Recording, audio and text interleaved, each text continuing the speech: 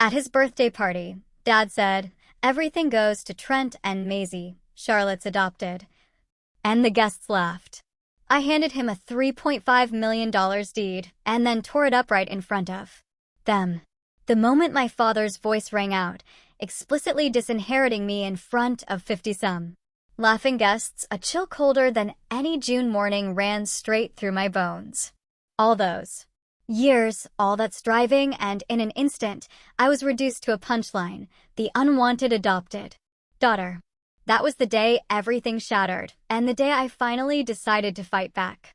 I was standing frozen at the edge of his sprawling backyard, clutching an envelope that suddenly weighed 1,000 pounds. The sun beat down, champagne flutes glinted, laughter punctuated the hum of conversation, but all I could hear was the frantic thudding of my own heart. I'd driven 9 hours from Portland to Boise, meticulously rehearsing my speech, imagining their faces when they saw what I'd brought. I was overdressed in my tailored burgundy dress, but that was the least of my concerns as my father, Douglas Whitcomb, tapped his glass. "If I could have everyone's attention," he called out, his voice booming across the manicured lawn. The crowd quieted, turning toward the stone patio where he stood next to my mother, Irene, her hand resting delicately on his arm. I took a step forward, then another, barely hidden behind a cluster of their friends, close enough to hear every word. This was it. "First, thank you all for coming to celebrate this milestone with me," he continued, his silver hair catching the sunlight. 66 years, who would have thought I'd make it this far? Polite laughter rippled through the crowd. "And on my birthday, I'd like to make an announcement about something Irene and I have been discussing. We've decided to finalize our estate planning. Everything will go to our children, Trent and Maisie." My throat constricted. I glanced at my siblings. Trent, tall and confident at 27, nodded as if it were his birthright. Maisie, his twin, offered a polite smile, tucking a strand of hair behind her ear. Then my father paused, a smirk playing on his lips. "Oh, and Charlotte. I forgot to include her. She's adopted after all." The crowd laughed. They actually laughed, as if my entire existence was just a cruel joke. A punchline that everyone but me understood. Trent and Maisie exchanged smirks, their eyes glinting with a familiar superiority. My mother looked down at her champagne glass, her expression unreadable, complicit. Blood drained from my face. My knees threatened to buckle. 9 hours of driving. 2 days of anticipation. 34 years of trying to belong. All for this. Earlier that day, I'd sat in my car outside their perfect 2-story colonial, staring at the immaculate flower beds. The deed to a Lake Tahoe property lay on the passenger seat, wrapped in thick cream paper with a simple gold ribbon. "You can do this, Charlotte," I'd whispered, brushing a strand of hair from my face. "Just give them the gift and go." My fingers tightened around the steering wheel as an unbidden memory surfaced. Me, 4 years old, a small suitcase in hand, watching the Whitcombs approach my foster home. "This is your new family," the social worker had said. Douglas had knelt, his smile warm, asking, "Would you like to come home with us, Charlotte?" I'd blinked that memory away, gathering the gift. This was my chance to bridge the gap, to show them I'd made it, despite everything, and that I still wanted to be part of this family. This beautiful lakefront property was my olive branch. But now, the laughter, the dismissive wave of his hand, it burned. I pushed through the stunned crowd, past the whispers, past the frozen faces. My heels sank slightly into the grass with each deliberate step, but I stood taller than I had in years. "Charlotte," my father said, surprise flickering across his face. "I didn't see you arrive." Of course he didn't. I lifted the envelope, my voice steadier than I thought possible. "This is a gift deed to a lakefront home worth $3.5 million. Murmurs swept through the guests. My father's eyes widened. My mother's champagne glass froze halfway to her lips. 3 bedrooms, 4 bathrooms, I continued, feeling strangely calm, the anger a cold, clear focus. Private dock. Floor-to-ceiling windows overlooking Lake Tahoe. The property taxes are paid for the next 5 years. Silence. Absolute, suffocating silence. Even the birds seemed to have stopped singing. I came to give it to you, I said, my gaze locked on my father, not to win favor, but to honor what I thought we had. He reached for the envelope, but I pulled it back, just slightly. Out of reach. You know, I built a company from nothing. Worked 3 jobs through college. Created something valuable enough that I could buy this for you without blinking. My voice dropped to a quiet, devastating whisper.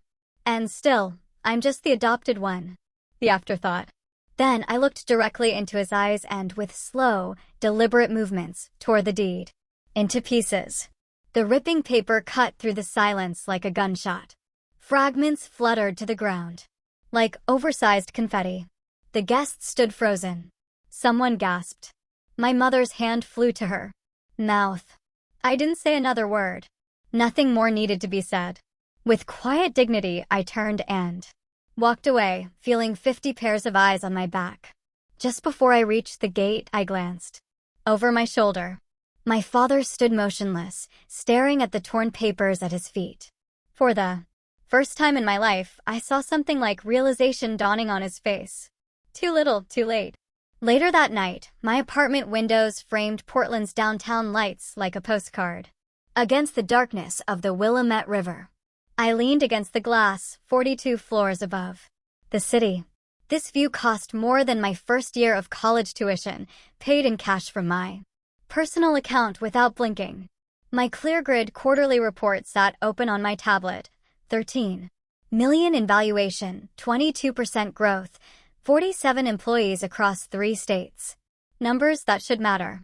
I peeled off my burgundy dress and let it pool on the hardwood floor, the same dress I wore to my father's party yesterday. 9 hours of driving home with my hands locked at 10 and 2. Radio off, my mind racing. Sleep didn't come. How could it? Morning arrived with ruthless punctuality. I applied concealer under my eyes, swept my hair into a low bun, and zipped myself into a charcoal pencil skirt. The woman in the mirror looked nothing like someone who had just torn up a multi-million-dollar property deed 20 hours ago. At work, my voice was steady, my PowerPoint flawless. I fielded questions with precision, authorized new hires with confident nods, delegated action items without hesitation. Nobody saw the fault lines. The conference room emptied. Someone mentioned drinks to celebrate the numbers. I smiled, made an excuse, and watched them go. Later, when my apartment door closed behind me, the dam broke. I sank to the floor, tears coming so violently my body shook with the force of them. I hadn't cried like this since I was 7. 7 years old. That's when it really shifted. Mother had brought the twins home wrapped in matching yellow blankets. I'd spent weeks helping her prepare their nursery carefully, arranging stuffed animals, folding tiny clothes. I'd practiced being a big sister reading stories aloud to Mother's growing belly. Charlotte, meet Trent and Maisie, Father had said, his voice softer than I'd ever heard it. For 3 weeks, I was included. I fetched diapers, sang lullabies, stood on tiptoes to peek into their cribs. Then something shifted. Charlotte, not now, became Mother's standard response. The babies need me. I found her in the garden one Saturday, the first time she'd been outside since the twins came home. Sunlight caught in her hair as she knelt among her roses. I grabbed my small trowel and settled beside her, the way we used to spend weekend mornings. Can I help? I'd asked, reaching for a weed. She'd jerked away as if burned. I need peace right now, Charlotte. But I can be quiet, I'll just. The twins kept me up all night. I need this time to myself. Her fingers trembled slightly. Go play in your room. But you're just adopted, she snapped, her voice sharp as broken glass. That's not your place. The trowel fell from my hand. I backed away, 7 years old and suddenly understanding everything. That was the first time. Not the last. My 6th grade science fair trophy earned a distracted, "That's nice," from Father, who then spent an hour praising Maisie's finger painting. My perfect report cards merited nods while Trent's C+ in math prompted celebratory ice cream. At my high school graduation, I stood valedictorian on stage, scanning the audience for their faces, only to find their seats empty. They'd left early for Trent's baseball practice. University of Washington offered me a partial scholarship. I announced over dinner my senior year acceptance letter clutched in my hand. Father looked up briefly from his newspaper. "Good luck," he said, then returned to reading. No congratulations. No discussion of finances. No questions about housing. I worked 3 jobs during college. Opened the coffee shop at 5 a.m., rushing to afternoon classes still smelling of espresso.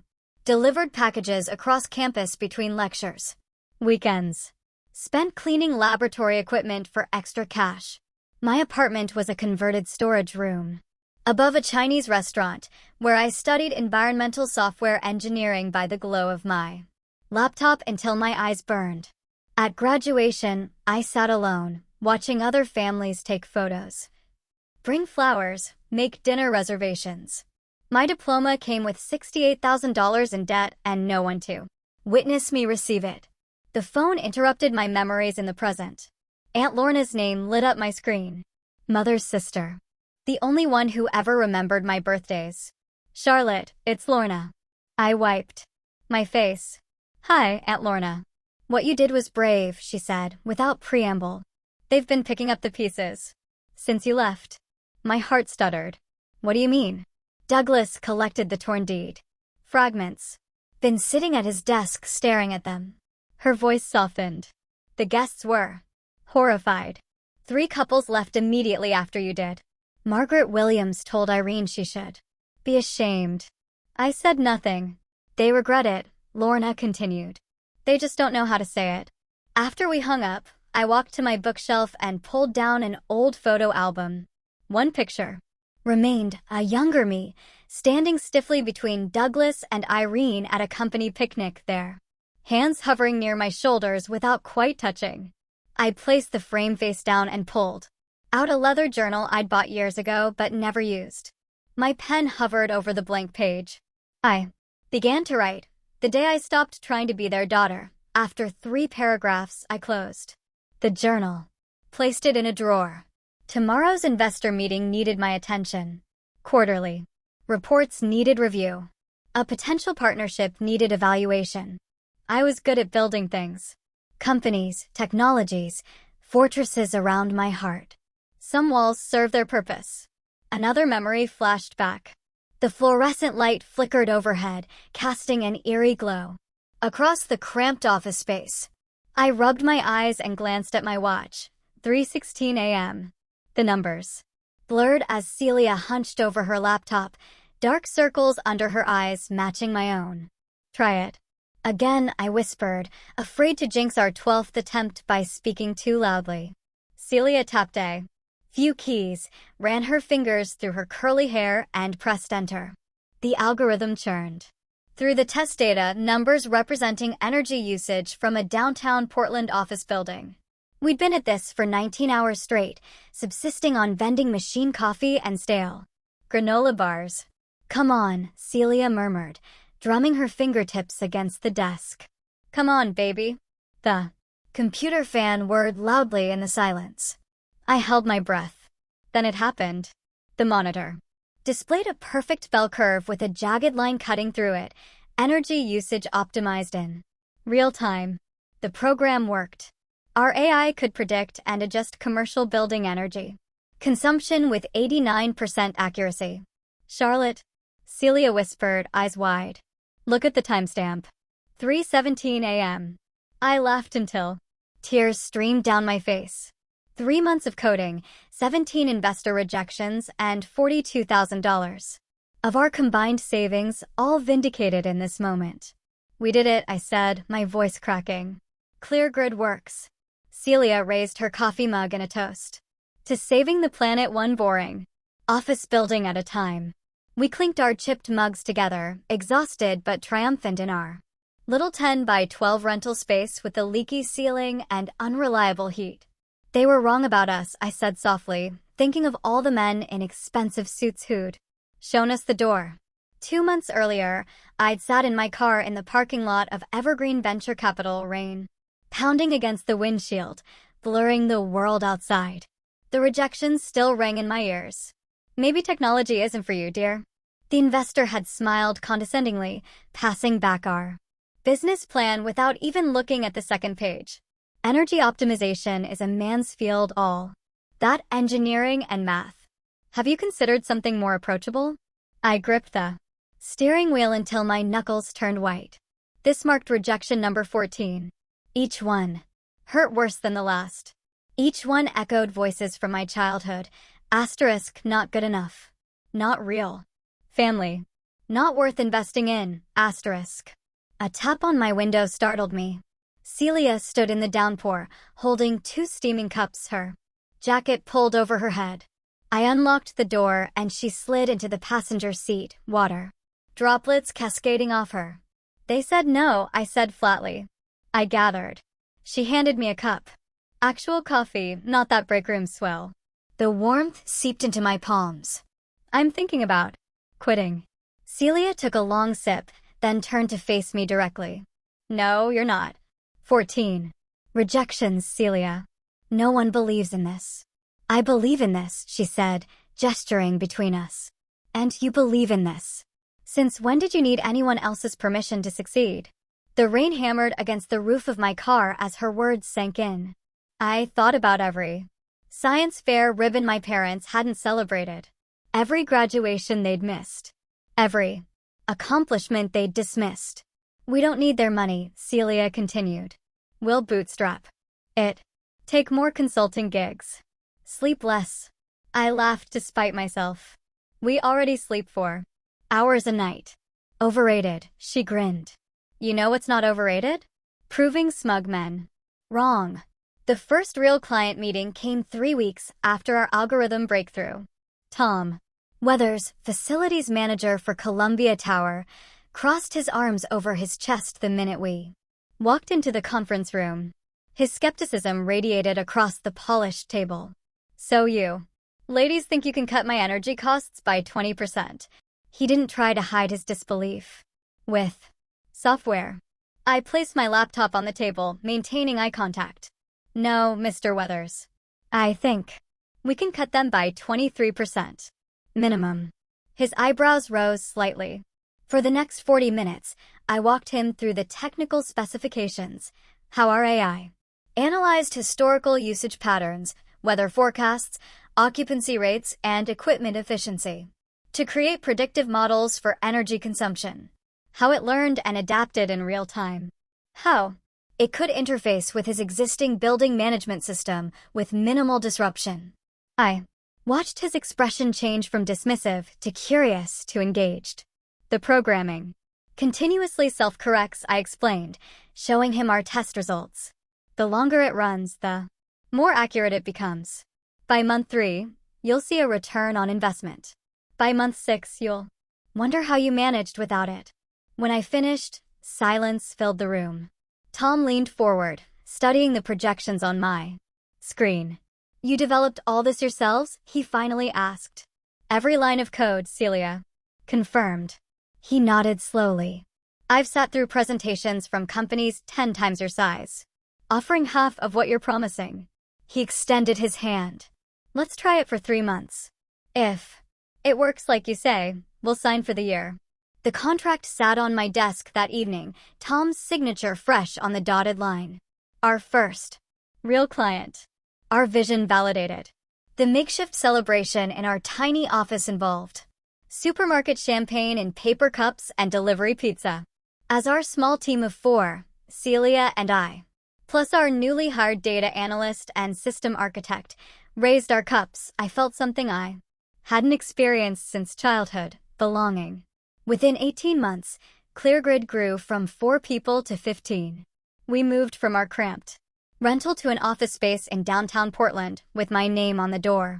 Friday evenings became team dinner nights, a tradition that started accidentally when a project ran late and I ordered food for everyone. The casual conversation, shared jokes, and genuine camaraderie around those Takeout containers made me realize what I'd been missing my entire life. Family doesn't require shared DNA. Family is who shows up. The validation I'd sought from the Whitcombs came instead from unexpected places. The Wall Street Journal mentioning our innovative approach to commercial energy conservation, the Environmental Foundation nominating us for their annual Innovation Award, the day our company valuation hit $1 million. I watched the ticker on our financial dashboard click over to 7 figures from my office overlooking the Willamette River. Success tasted sweeter than I'd imagined. But something hollow lingered beneath the achievement. That evening, scrolling through social media, a post caught my eye. A distant cousin sharing plans for Douglas Whitcomb's 66th birthday party. My father, the man who'd claimed me then, discarded me, celebrating another year while I remained a footnote in his story. An idea formed as I stared at the announcement. Not revenge, exactly. Something more complex. A gesture that would prove my worth once and for all. The next morning, I called a real estate agent about lakefront properties in Tahoe. Back in the present, 3 weeks after that explosive birthday party, I stood at the edge of the stage, the conference room lights reflecting off my burgundy silk blouse. 300 industry executives stared back at me, their faces a blur as I clicked to the final slide of my presentation. My voice remained steady despite the hollow feeling that had taken residence beneath my ribs since that day in Boise. And that's how ClearGrid's new adaptive learning algorithm reduces commercial energy consumption by up to 38%. I paused, sweeping my gaze across the Denver Energy Conference audience. Any questions? Several hands shot up. I pointed to a silver-haired man in the front row. Ms. Blair, the innovation your team has developed is remarkable. What inspired this breakthrough? The question was a softball, professional. I gave my standard answer about sustainability goals and market inefficiencies. What I didn't say was, I built this company because it was the only thing I could control, the only family that wouldn't reject me, 20 minutes later, I was gathering my laptop when a familiar figure approached from the back of the emptying room. My stomach tightened. Aunt Lorna, my mother's sister, stood before me. In a forest green blazer, her silver-streaked hair shorter than when I last saw her. Charlotte. Her voice carried the same Midwest lilt as my mother's, but without the cold undertone. Your presentation was brilliant. I slipped my laptop into its case, buying seconds to compose myself. Thank you. I didn't expect to see you here. I'm consulting on a university research project. She hesitated. And I thought, perhaps we could talk. I scanned the room's several lingering executives, none close enough to overhear. I have another session to attend. A lie, but Lorna didn't challenge it. Instead, she passed me a business card with handwriting on the back. Magnolia Cafe, 3 blocks from here. I'll be there at 6 if you change your mind. I tucked the card into my pocket without looking at it, nodded curtly, and walked away. Back in my hotel room, I checked my phone for the first time since morning. 3 new voicemails from my mother. The red notification had been there for weeks now, a digital scab I refused to pick. An email from Trent sat unread in my inbox. Subject, time to move past the drama. A sealed letter from my father rested in my suitcase, where I'd tossed it upon arrival. My finger hovered over the delete button for the voicemails. Before I could press it, a notification popped up. Another LinkedIn connection request from Maisie, 4th one this month. I tossed the phone onto the bed and stood at the window, watching afternoon traffic crawl through downtown Denver. The mountains rose in the distance, indifferent to human concerns. At 5:52 p.m., I found myself pushing open the door to Magnolia Cafe, a quiet place with exposed brick walls and the rich scent of coffee. Lorna sat in a corner booth, stirring a cup of tea. She looked up, surprise and relief crossing her face as I slid into the seat across from her. I didn't think you'd come, she said. I ordered black coffee from the hovering server. I almost didn't.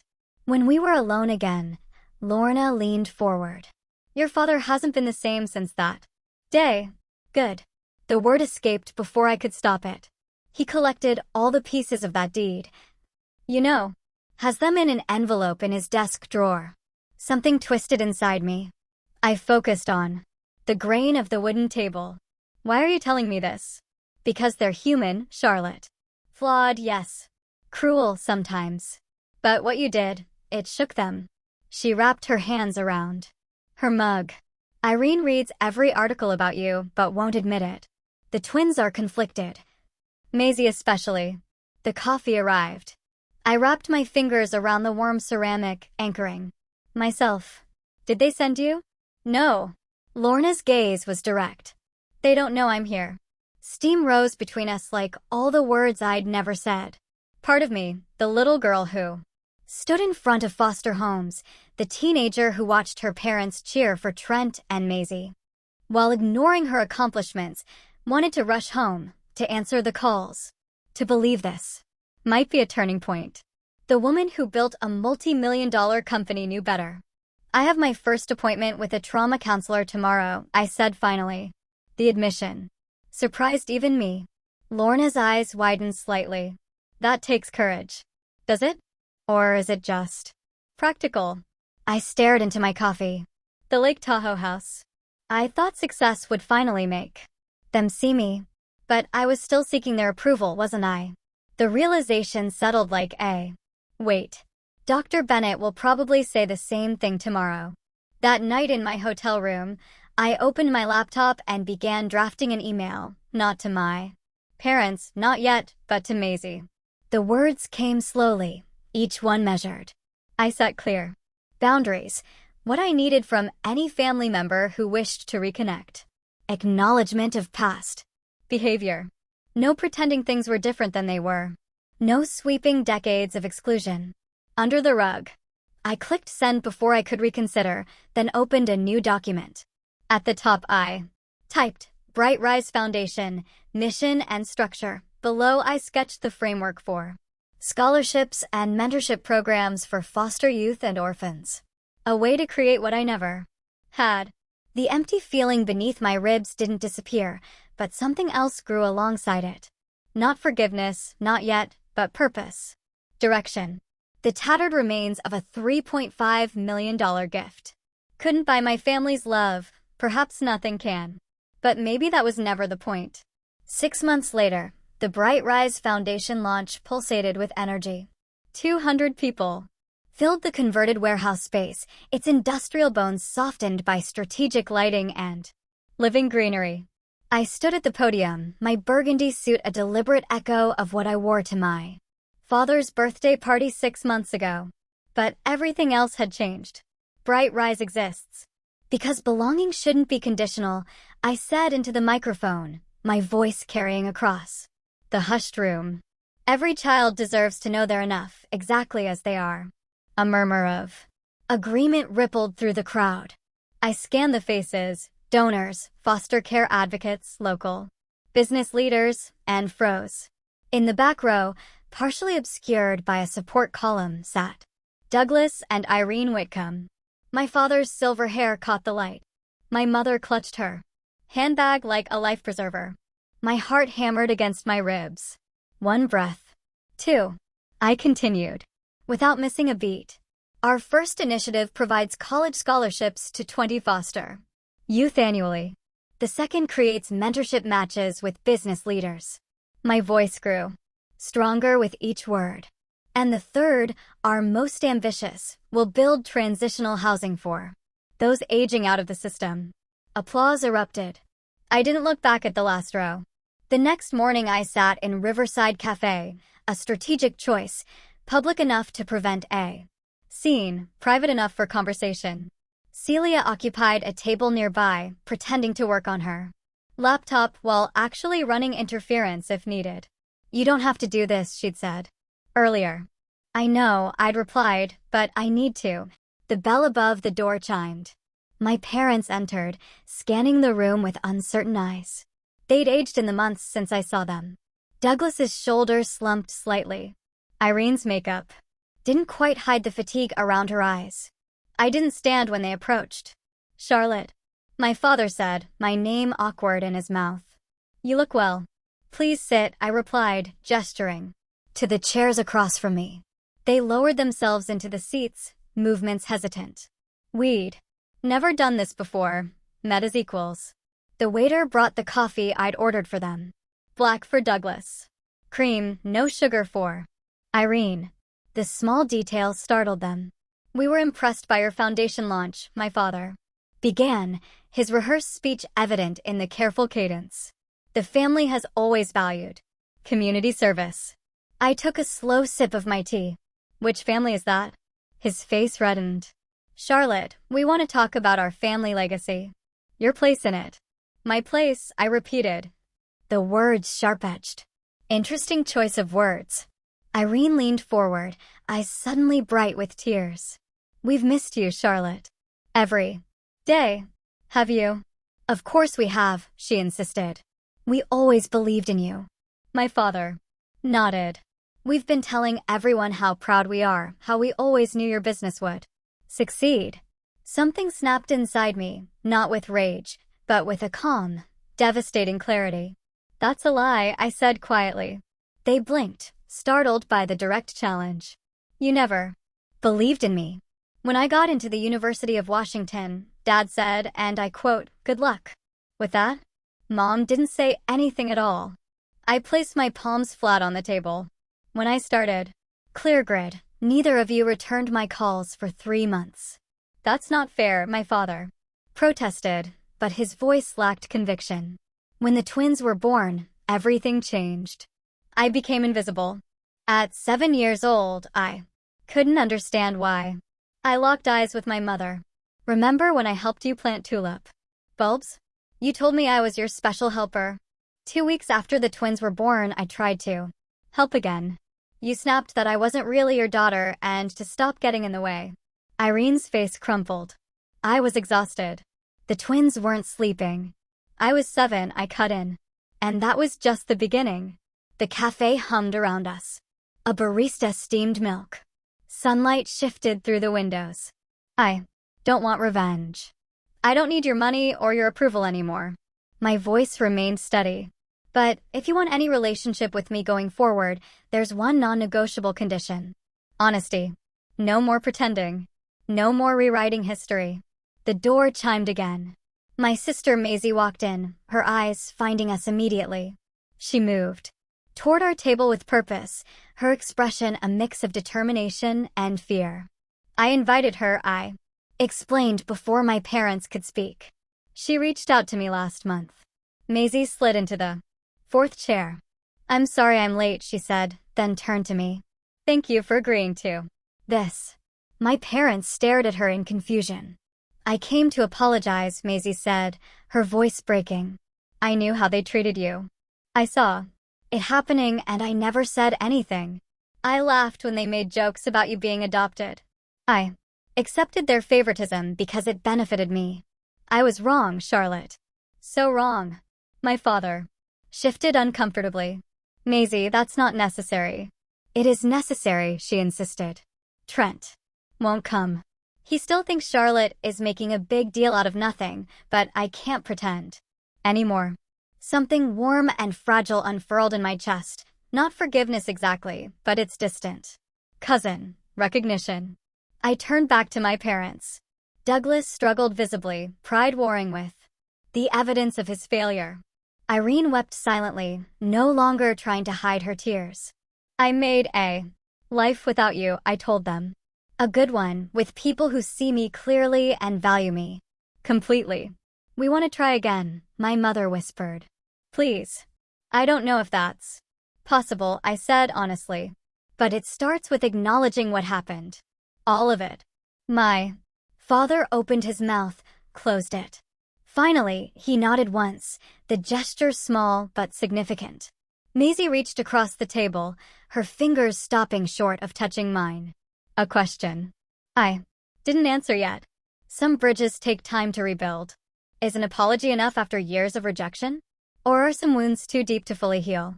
A year later, I stood in the doorway of the Bright Rise Foundation's main conference room, watching Kaya bend over her science project. Her brow furrowed in concentration as she adjusted a small solar panel, dark curls falling across her face. At 13, she reminded me so much of myself at that age, brilliant, determined, and navigating a world that wasn't built for her. Try connecting the red wire to the positive terminal, I suggested, stepping into the room. You've got everything else right. Kaya looked up, her eyes brightening. I knew it was something simple. Her fingers, nimble and sure, made the connection. The small fan attached to her miniature renewable energy display word to life. Yes, I couldn't help but smile at her. Victory. 1 year ago, I stood in my father's backyard, tearing a property deed worth millions into confetti. Today, I was helping a foster child build something that matters. The foundation. Offices hummed with activity around us. Through the glass walls, I saw college students comparing notes on scholarship applications, recent graduates discussing careers in sustainable technology, and my staff coordinating mentorship programs across 5 states. What began as a way to channel my pain had blossomed into something I never expected, a place where belonging isn't earned, it's given freely. Miss Blair, our receptionist appeared at the door. Your 3 o'clock is here, and Ms. Dominguez sent over the quarterly numbers from ClearGrid. I nodded, squeezing Kaya's shoulder. Knock, I'm dead at the science fair tomorrow. I'll be there, front row. Promise? She looked up, a flash of vulnerability crossing her face. I promise. The words carried weight. In my world, promises aren't made lightly.